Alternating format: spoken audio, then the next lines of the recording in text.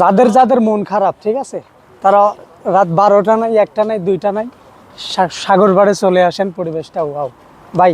তো সাগর পাড়ে এসে আপনিই তো আনলেন আমাদের, তো সাগর পারে আইসাই আমার কি একটা গান আছে, মাতাল মাতাল লাগে।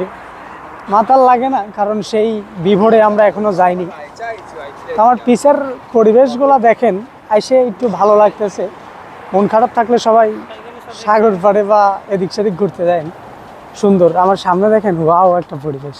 আমার সামনে যে কাঠের নৌকাটি আপনারা দেখতে পারছেন, এটা কিন্তু নৌকা না, একটি ছোটোখাটো একটি জাহাজ। এই জাহাজ দিয়ে কি করা হয় জানেন? এটি মূলত ব্যবহৃত হতো দুবাইয়ের পূর্বপুরুষেরা নিয়ে মাছ ধরতে যেত। আর সেই জাহাজটি সংরক্ষিত করে ট্যুরিস্ট এরিয়াতে রাখা হয়েছে সুদর্শনের জন্য, মানুষকে দেখানোর জন্য। দেখেন এইখানে এই নৌকাতে নিয়ে একটা ফ্যামিলি মাছ শিকার করে অনেক দিন বেঁচে থাকতে পারত। এবং এইখানকার পরিবেশ, নৌকাগুলো দেখেন অনেক আগের পালতোলা নৌকার সিস্টেম, কিন্তু ওগুলা পালের যে কাপড় ওইটা এখন আপাতত নেই, কিন্তু এটা পালতোলা নৌকাই। এখানের যে শুধু নৌকাই সুন্দর তা নয়, আমরা যে সমুদ্রের ধার দিয়ে হেঁটে যাচ্ছি, এখানকার পরিবেশটা অনেক মনোমুগ্ধকর এবং স্বাস্থ্যকর।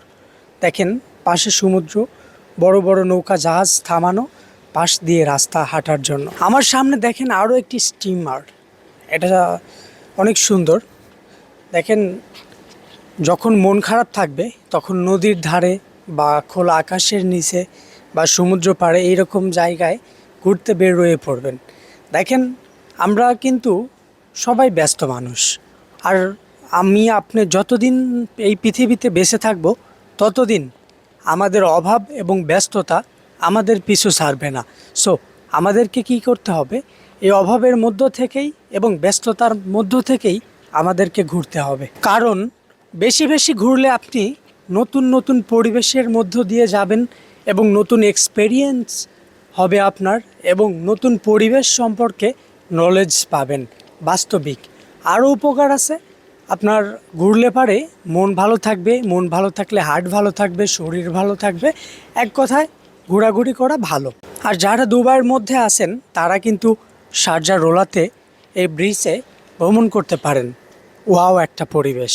আর যারা আমার দেশের মানুষ আছেন তারা তো চাইলেই আসতে পারবেন না, তাদের জন্য আমি নতুন নতুন ভিডিও বানিয়ে আপলোড দিব আপনাদের জন্য। সবাই আমার সাথেই থাকবেন এবং আমার পেজটি এবং ইউটিউব চ্যানেলটি সাবস্ক্রাইব করবেন। ধন্যবাদ।